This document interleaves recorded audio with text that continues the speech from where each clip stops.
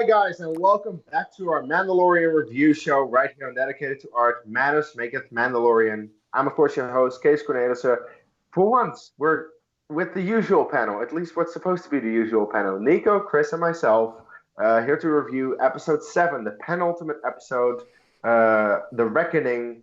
And boy, what an episode do we have. Nico, I know you love this one. Oh, it had me emoting so much, like openly going, no, yes, no, yes, going up and down out of my seat. The only other episode that made me actually leap out of my seat was episode 2, and that was it. Well, chapter 2, and that was the big reveal with the force lift of the Rhino. But this one, it had a lot of moments that just had me in suspense the entire time. Deborah Chow is one of the best directors Star Wars has ever had, and she's 2 for 2 now with episodes of this show. Yeah, she definitely is. Because, of course, for the people who don't remember, she also did the third episode, The Sin, and my God, what an episode that was. But Chris, what are your thoughts, first of all, just on the episode? I may or may not have squeed, like, twice. So I don't blame you. I kind of loved this episode, and kind of like with Nico, I really do think that Deborah Chow is just proving more and more why she will be a big influence on Star Wars moving forward. Yeah, no, that's definitely true. And yeah, like, this was an amazing episode. I don't know if this is my favorite episode, or at least it's one of my favorite episodes, and I'm just very happy. I was very happy with this episode that we were back to the main plot, that it wasn't the episodic things that we saw in the previous episodes. Because while I did very much enjoy the previous episode, it was episodic, and it was not really the main plot with Grief Karga, the client, and everything. Now we're back to that. We're back to Navarro, the planet that they're, we know. But that's the name. That's the name of the planet, Navarro. Shimono reference. Anyway, we're back to the main plot with Karga and the client, because at the beginning of the episode, Karga contacts the Mandalorian and actually says they have a plan to take out the client, because the client is apparently not very much liked by the guild and they want to get rid of him. But for that, they need Mando with the child to come back and to, essentially help them out taking out the client. The Mandalorian is hesitant, but he does want to do it, but he needs some help. So for this help, he first of all goes back to Cara Dune, who is fighting a Zabrak in like a bar fight, I guess. I'm not entirely sure. It's they're fighting. And after a few words, Kara is like, "No, I don't want to do it. No, it's for an ex-Imperial. All right, I'll do it." I kind of felt like it was very sudden, like, "No, I don't want to do it," and I do want to do it when there's the mention of this. But you know what? It's just to progress the episode. But Chris, what do you think about this opening and getting Kara back into the team? Well, I mean, I thoroughly enjoyed episode 4, and she was a big reason why, because, as we've experienced from watching the movies, we don't really spend a lot of time with the soldiers. And she was such a breath of fresh air in not only episode 4, but again here, just sort of that reminder of like, oh yeah, this is what happened to some of the rebel troops after the war was over and they had no more fight to do. So I'm glad that they were able to bring her back, because, of course, Gina Carano knows how to fight, and I guess this show really is bringing out her strengths, as her limited strengths as an actress, and I appreciate that.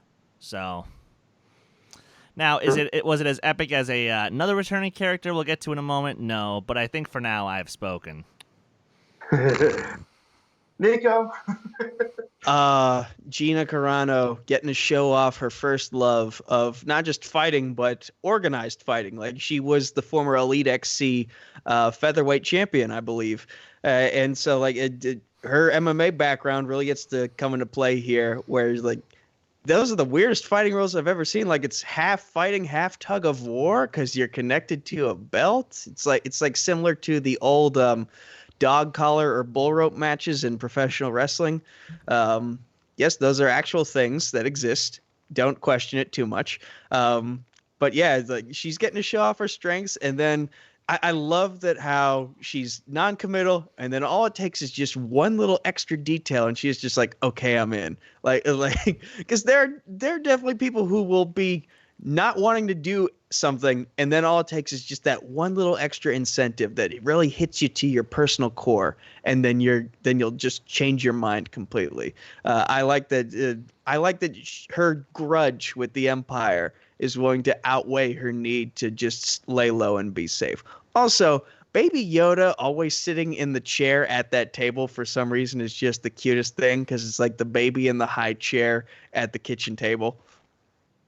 Yes, it is. Yeah, I mean, Baby Yoda has something to do in this episode, but we'll get to that later. But yeah, Mando recruits Kara, and then he goes to recruit another old associate that we know from the show because he goes back to Quill. Honestly, a fan favorite. We love him. I did miss a little of his I have spoken in this episode. There was not a lot of that, unfortunately.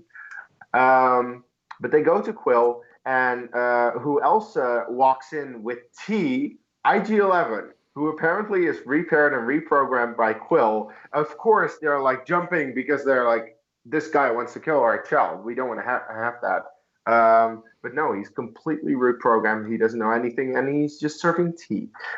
It's very funny to see that. Now, I do want to say about Quill, the puppeteering in this episode I felt was a little bit better because at least the mouth was moving to the words that he was saying, but it was still kind of off. It was still not the words that he was saying. So it's improving, but not quite there yet. That's what I felt. But Chris, how happy were you to see Quill back? I would try doing my best Nick Nolte impression, but I think I'd have to smoke about 2 cartons of cigarettes before I can get to that point. So I'll just simply say I really do love the character of Quill. I love that despite being a total meme, which, yes, he is still one of those great support characters who you just want to get behind. Like, you want him on your team because, you know, he's the mechanic. He's the guy who's very good at his job. And on the one hand, I was a little afraid that IG-11 was brought back so quickly and they kind of rushed through how he was back. But simultaneously, I'm totally cool with it because, you know, we've seen redemptive story arcs for Sith Lords and whatever else. But have we ever seen a redemptive story arc for a droid? No. So this could be for a fun opportunity. That's true. Nico? I was so focused on the plot that I kind of just ignored any puppeteering issues or progressions that were going on. So I don't have any commentary on that for this episode, at least. But I will say that Quill is probably one of the most warm-hearted characters in Star Wars lore right now. Because if you look at him, he's a bit of a pacifist. And the amount of care we saw him show the Blurgs, and now IG-11, like, he could have just taken his parts and used them for something else, but instead he put the droid back together and pretty much gave him a rebirth, teaching him from scratch how to do things like he was his own child. And I thought that was really sweet. Even though, obviously, Mando doesn't trust droids, I still thought it was a cool arc for Quill to have, or at least a cool addition to his arc. And also we find out, I think in this scene or a few scenes later, that he is also, like, we knew he served, but we didn't know what his service actually was. Now we realize it was indentured servitude, because we see in Empire Strikes Back the Ugnaughts working in the gas mines, and so like it makes sense that the Ugnaughts were an enslaved race, and more than just the people of Bespin had their services. Well, they weren't just on Bespin, but yeah. So yeah, he's an Imperial indentured servant. He worked his way out of slavery and got to make his own way in life afterwards. And he decided to use that second chance he was given to help people, and I like that about him. Yeah, very true. And yeah, well, we've seen actually Ugnaughts in Rebels a couple of times. They were part of Hondo Ohnaka's crew.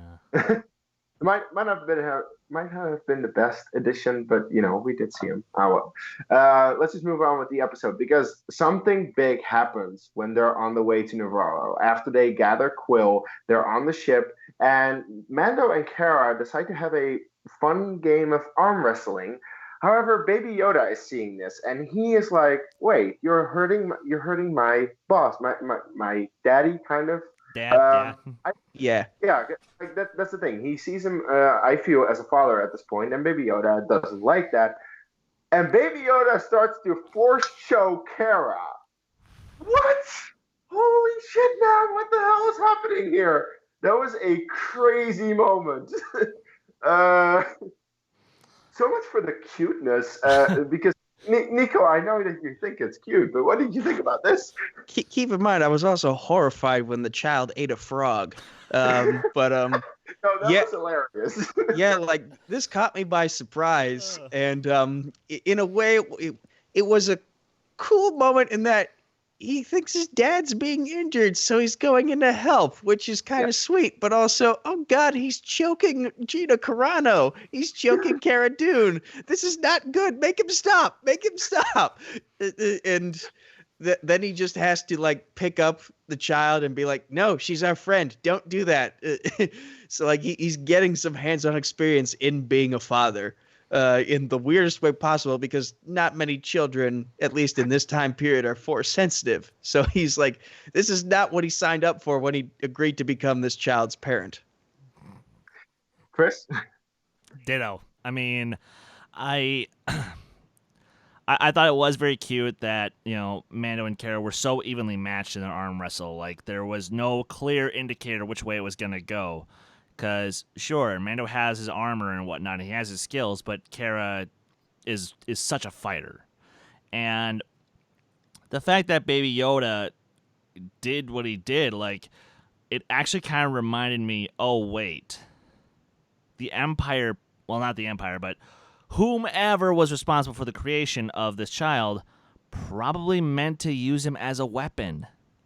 So I think this was a great little clue as to reminding us, oh yeah, this kid is not supposed to be a normal kid. No. And by the way, I just remembered that when I saw the kid raise his hand for this scene, I thought he was just gonna help Mando win the arm wrestling match. I thought he was gonna yank the arm down and give Mando the win, but no, he just goes straight for the throat. Yeah, no, I honestly thought the same. Like, oh, he's just gonna help him push it, but no. Yeah, to be fair, Baby Yoda doesn't know what is happening. He doesn't know that they're arm wrestling and that it's a game and that you're supposed to get the other arm down. He thinks, oh, she's trying to hurt him.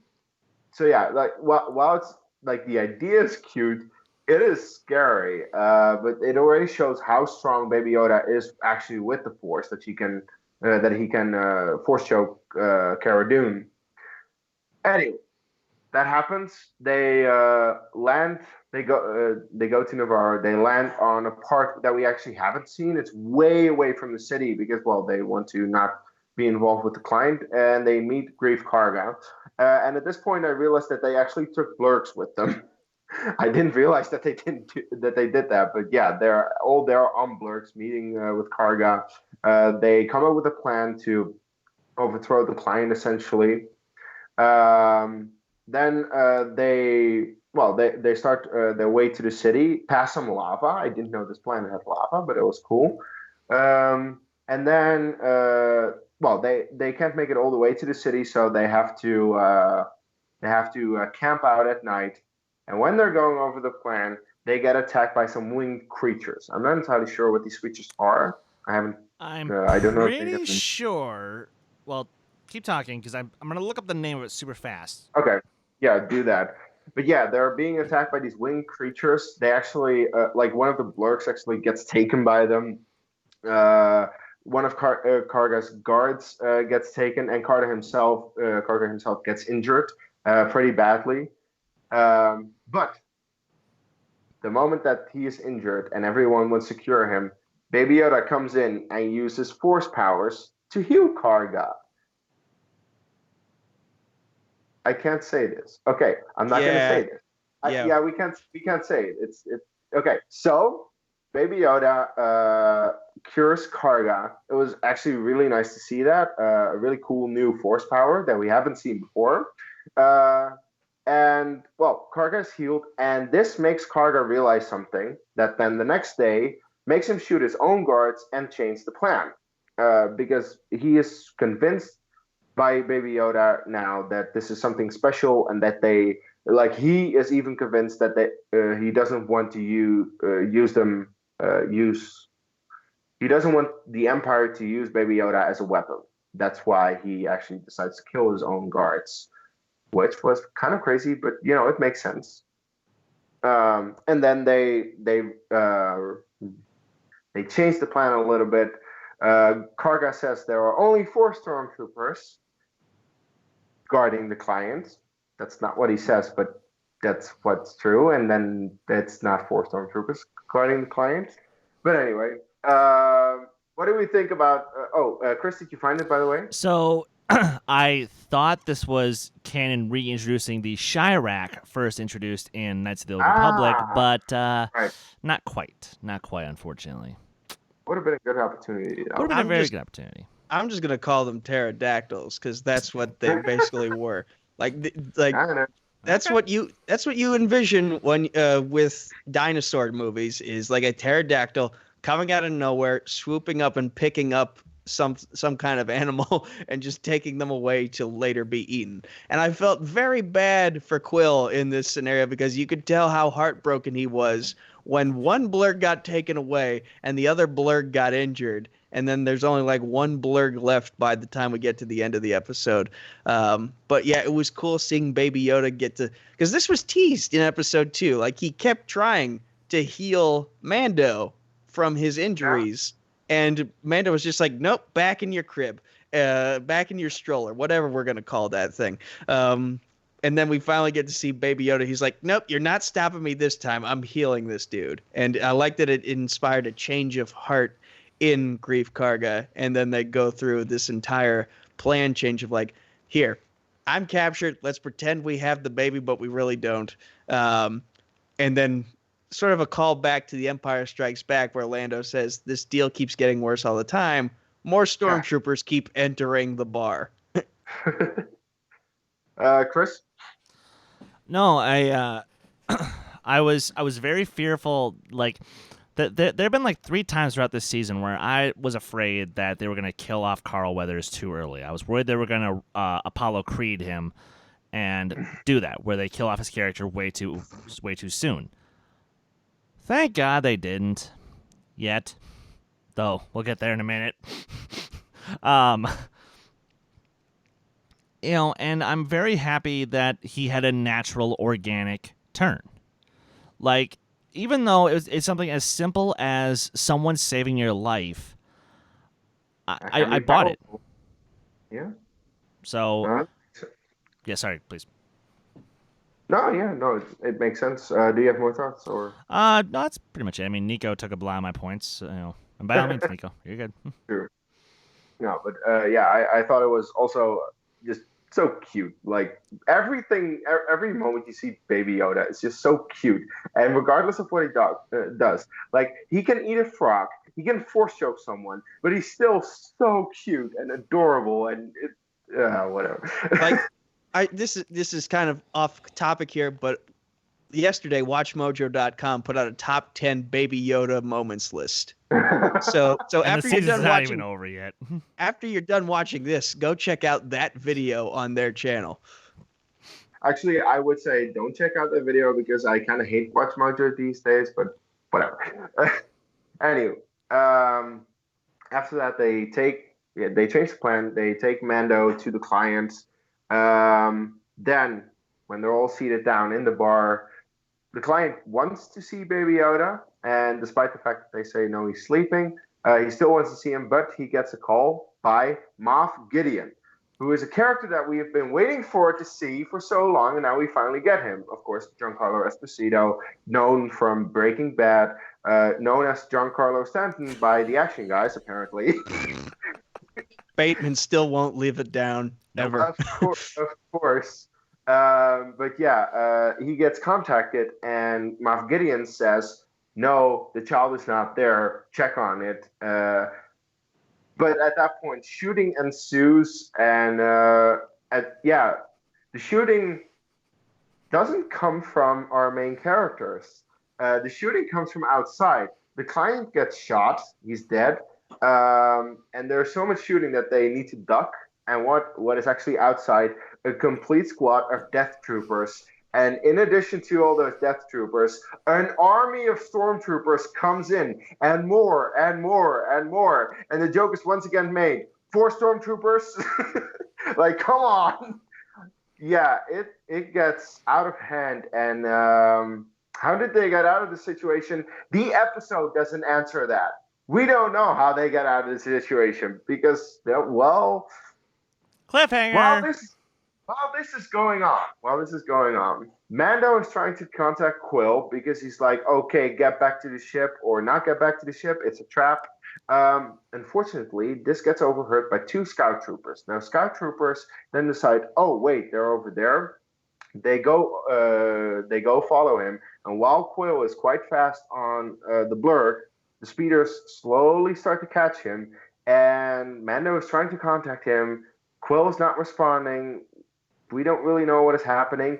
In the meantime, Moff Gideon comes in with a new TIE fighter that apparently has the wings go flat, which is really cool. I thought it was, just awesome to see that. And, Gideon comes in and essentially says, you're surrounded, you can't do anything, come out and give us or just surrender. Because in the meantime, Mando is still trying to contact Quill, but we see Quill shot down. Baby Yoda is taken by the scout troopers, and the episode ends. This is how this episode ends. And I'm like, what the hell? Oh my god, I cannot believe that this is happening. So, Chris, what are your thoughts on all of this finale?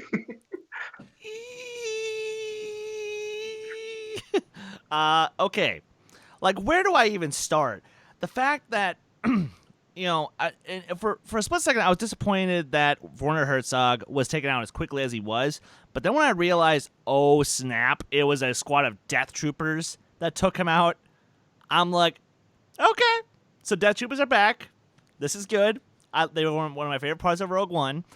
It was great to have that sort of Last Jedi level of storytelling, like where everything is starting to go right, it's going along, like there's some bumps in the road, but then right as we get to the main target, everything falls apart, and I appreciate that. I appreciated that so much because I don't know what's gonna happen. I do not know what's going to happen, and I could not be more excited. I could not be more nervous. I could not be more scared, and I'm also a little bit worried that it might disappoint me, although I don't think it will, but still, like, I'm just... I don't know how they're going to close the story out, but I just know I can't wait. Nico? Okay, let me walk you through my emotions as we go through these final scenes. So, the client gets shot. Oh, snap. We see death troopers. Bigger oh, snap. Gina Carano asks, who's that guy? I laugh a little bit. And then we see the child get snatched up by the biker scout while in the most unflattering death position ever we see. I don't think he's dead. He looked dead, and it was not a flattering sight to see him laying in the pose he was. Like that's the sight of a dead person who got effed up right in his final moments. And so I'm just screaming at the screen, no, no, no, and then fade to black, credits roll. And I'm like, damn it. Yeah. So as we head into chapter 8 to finish things off, I'm like on the edge of my seat, just waiting to see what's going to happen. How are they going to get out of this? Is anyone else going to die? Is anyone actually dead that we think is dead? Just a lot of thoughts. But yeah, the Death Troopers, like bringing in the big guns, because I think it's safe to say that this Moff realizes, okay, we're dealing with a Mandalorian, we're dealing with an ex-shock trooper, we're dealing with someone who has a lot of ties to the guild. We better come prepared for any possibility. So bring in the heavy artillery. Yeah, indeed. And this is the best way to have your penultimate episode set up your season finale, because you know that season finale is going to be epic. It's going to be great, and I'm going to love it. And as Chris said, I cannot wait to see what is next, because I don't know what is next.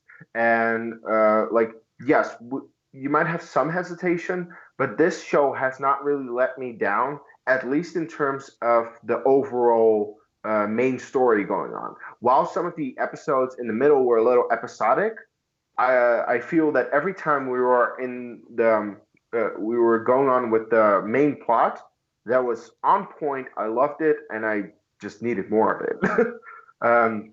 So yeah, I cannot wait for next week's episode. I think you guys will agree with me. So Chris, final thoughts? I mean, I'm not sure what else to really say. I mean, of course, the acting was solid as usual. I loved a lot of Deborah Chow's use of the cinematography, particularly during the night stuff, and particularly in the final showdown.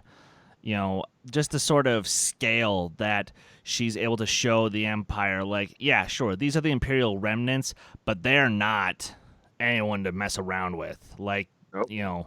Sure, the Empire is done, but these guys mean business. So I really appreciated a lot of her choices as far as, you know, showing us that through visual storytelling, and not, you know, having Kara say like, you know, oh, well, you know, oh no, he brought in 400 troopers, and oh no, that's a new TIE fighter that can fold its wings. Like, no, just show us. Yeah. And yeah, I'm excited.